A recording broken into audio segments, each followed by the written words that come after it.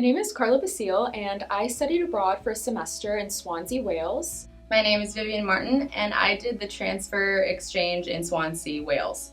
My name is Megan Sheehy, and I went on a field trip program to England and Scotland. Fun fact about Scotland, there are more sheep there than people, which is fun.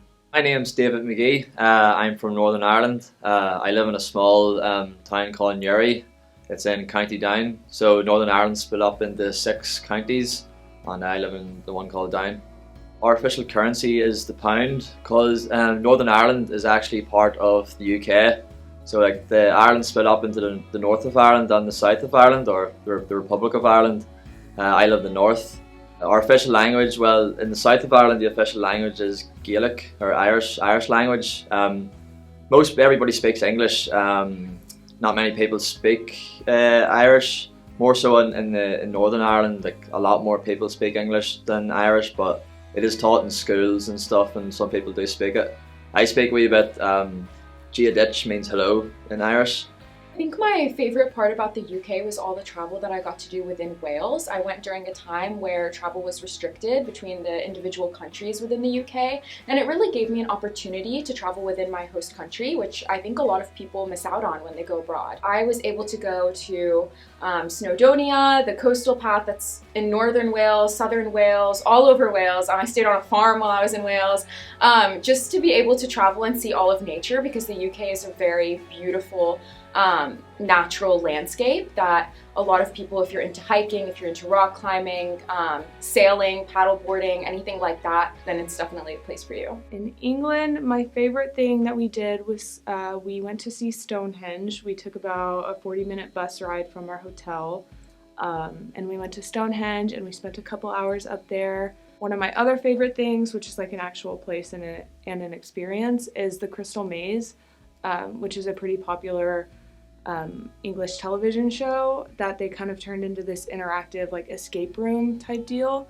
And that was definitely a highlight of the trip because it was so interactive. One of the places that is a must-see on your travel itinerary to Wales is Snodonia. When I went up there, it's a mountain range in northern Wales, one of their national parks, and I climbed on Slate Mountain, which was really exciting because there are very few places in the world where you can climb on slate, and slate has very interesting qualities where it kind of like shears off.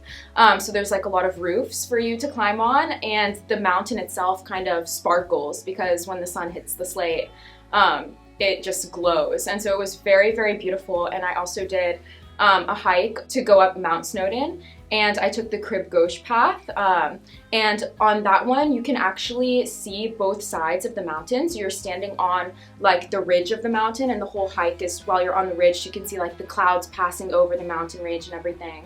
So I highly recommend that if you're into outdoors. I loved joining the rock climbing club in Swansea University. It is what brought me into the local community, and we did local trips around Wales, and I got to see places I would not have otherwise by myself, and it was very intimate with nature rather than just going to the city the way that most people do it. So I love being able to rock climb the nature out there.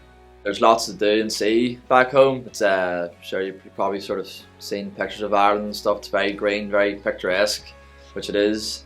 So where I'm from, I actually live quite close to the border between the north and the south, and you can go freely from the north into the south. So if you're ever visiting, feel free to go down to the south of Ireland as well. It's lovely. I would definitely say go up and visit the north coast of the island. Up there, you'll have County Donegal. It's actually in the Republic of Ireland, but the way the map works, so the south of Ireland goes like that there, up the side of the country. It's got lovely beaches. There's actually a few places there where everybody speaks Irish. Nobody speaks English.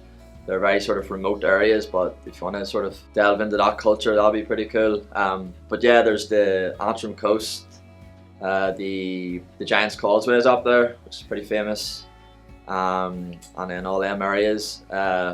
Also would say to visit the likes of Belfast, which is in the north. It's the capital of the north. if you're into like hiking and stuff, I actually live near the main mountain range in Northern Ireland. It's got the largest peak in Northern Ireland, called Slieve Donard. There's a whole mountain range there which is lovely to hike if you ever want to do that and if you're into that. Yeah, just visit around Northern Ireland. There's lots of nice places other than them. There's loads of small towns with nice cobbled streets, lots of castles and stuff. There's lots of sightseeing to do. In Scotland, definitely we did a whiskey tasting. The Scotch whiskey experience was definitely a big one. I've never done anything like that. We had a private tour through a distillery, so it was less about the actual alcohol and kind of the history of the company and how it's been run and owned and shipped ownership and all of that kind of stuff. So it was very educational, and we got to know some of the people that worked there. And it was a very, very cool experience because it's kind of at the heart of Scotland and it's what they're known for. My other favorite thing for Scotland was Edinburgh Castle. That was one of the first things that we did. It's a beautiful castle. It's huge. There's so much you can do. We walked around it probably for at least a couple of hours. The UK is very similar to the US in the way that, they speak the same language as us. They're a very affluent country, but they're also very different culturally. And I think one thing that I really took back from my time in the UK was work-life balance. In America, we kind of have like this busyness culture and this work culture, and work is a really good thing, but I think being in the UK and being in that different society kind of took me out of that and made me reevaluate some of the beliefs that I had been reinforcing my entire life. And I really learned what it is, to live in the moment and to enjoy life and to take care of yourselves in a way that we often overlook here as students in college. One thing would be sort of the tipping culture. Here in America, you don't really have that in the UK. Like, you can tip if you want, but it's not really like mandatory. Whereas here, you do have to do it when you're like in restaurants and stuff like that. There, the whole sort of getting about the US, obviously, because it's a lot bigger than the UK and Northern Ireland. Like back home, you can literally get like a bus or a train anywhere really. Here, you have to either get a lift or a plane somewhere. Culturally different. The people are kind of similar. Like, everybody's quite friendly back home and everybody's quite friendly here.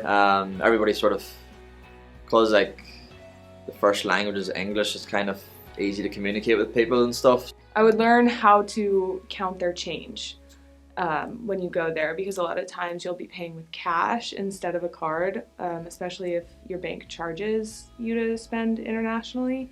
And I had no idea what any of the bills meant. I had no idea what any of the coins meant, and it was kind of a mess at first. Don't underestimate the culture shock that you'll feel, because I expected that since it was the first time I was going to a country that also spoke English, I wasn't going to have much of a different time there. And it is kind of easy to assimilate, but they're so much different than us in terms of mindset and way of life. So it is going to change the way that you think